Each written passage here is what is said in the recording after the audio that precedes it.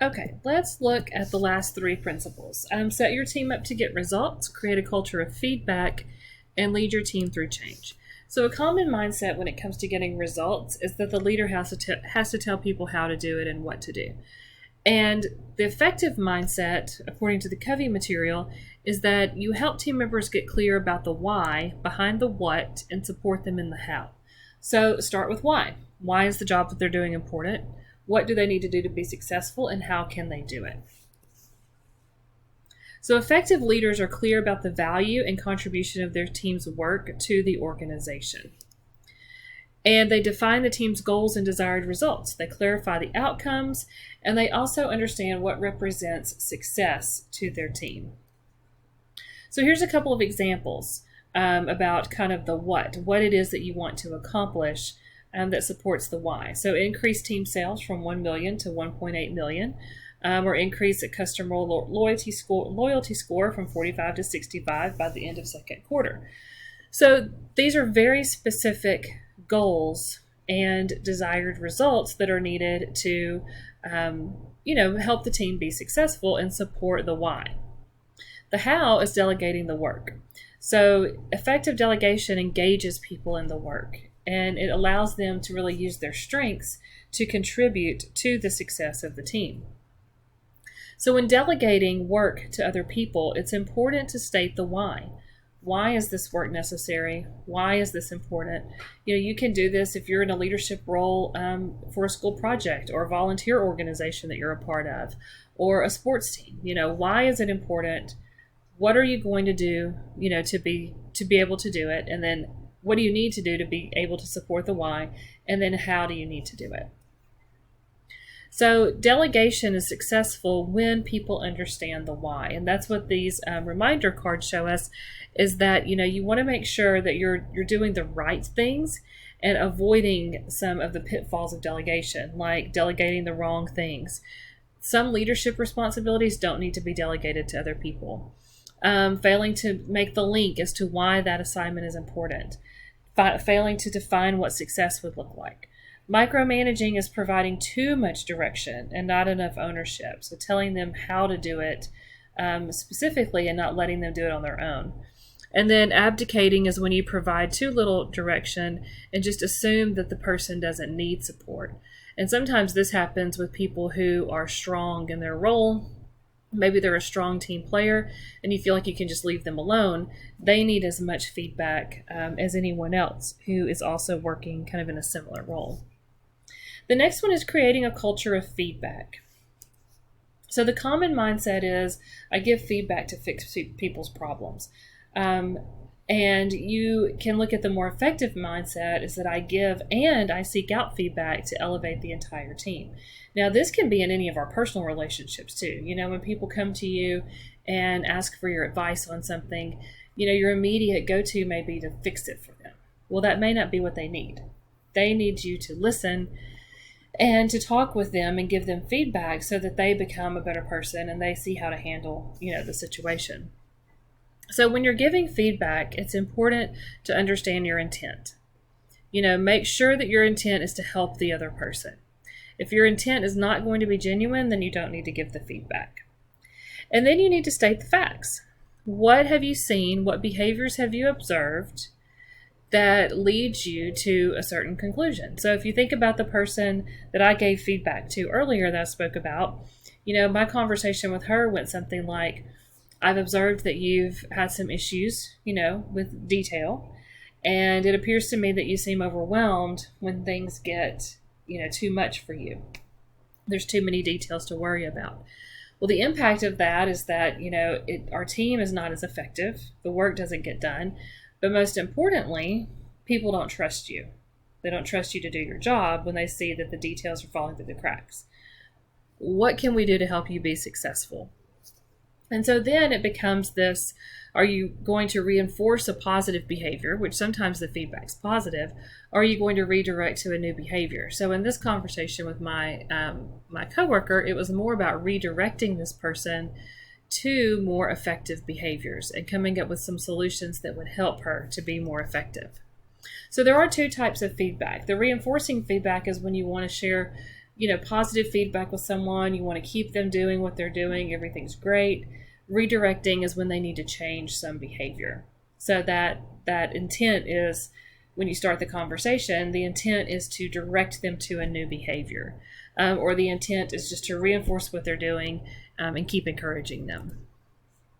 So again, this is the reminder about how to give honest and accurate feedback, and then also how to seek it out as well. As to grow as a person, you need to have feedback from other people. So ask for it. Ask for it from your teachers. Ask for it from your professors, your bosses, at any job that you have. If you're doing an internship, if you're doing, really anything where someone is monitoring your performance in some way, ask them for feedback. That's important. And you may not like what you hear sometimes, but you can't get defensive. You got to take it as an opportunity to grow. Because a professional person who's engaging in a level of professionalism is able to have that conversation and get that feedback and use it in a way that works for them. This last little bit I want to talk about is leading your team through change. Change is something that, is one of those things that people usually don't like very much. And so if you think about, and you don't have to write this down here, this was another activity, but if you think about what is change to you, is change an opportunity? Is change scary? Is change exciting? How you view change, your mindset, your paradigm around change will greatly influence how you proceed through the change and how you help others deal with the change. So the common mindset among a leader is, well, I can control and contain the change. I can control things. That's not true. We can't always control change, but we can be a change champion and we can help others through the change. So typically change fails like in an organization because the leadership does not know how to support it or communicate about it. There's no clear vision. There's inadequate communication. There's a lack of alignment. People aren't in the right place and doing the right thing. And then there's just low engagement. People aren't buying into it. And this is often why change fails. So the leader's role is to be aware of why these issues may exist and to help the team work through them and provide as much information as communication as possible. 88% of people believe change will make things worse for them. And this is oftentimes why it's hard to lead through change, because people automatically assume that it's going to be a bad situation. Something bad's going to happen. A new person comes into the group and it changes things, and that's not good. You have a new leader come on board and that person's going to change things. You have a new teacher. All these change does bring about something different, but it doesn't mean that it's going to be worse for you. You have to look at the opportunities that are in place to make things better because of the change. So this last little bit is just kind of some, they call it the zone of change, and it tells you what people go through as they are going through the change experience. So the first step is that change is introduced. This is the zone of status quo. So things are going along fine, and then all of a sudden change happens, and that's either by an outside force or an internal decision that's made, but there's going to be a change. So let's use a broad example, one that's pretty common. Oftentimes organizations go through a realignment. So they move people around, they move people to a different team, they change leadership structure, and this is usually a very frustrating and scary experience for employees. So that message has to be communicated to introduce the change. There's a new org alignment coming up. Well, then everyone immediately goes into the zone of disruption. Oh, well, let me back up. So if you're in the zone of status quo when you're introducing the change, you have to identify the benefits, you have to communicate, and you have to consider the thoughts and feelings of the people that you are going to have to communicate this change to.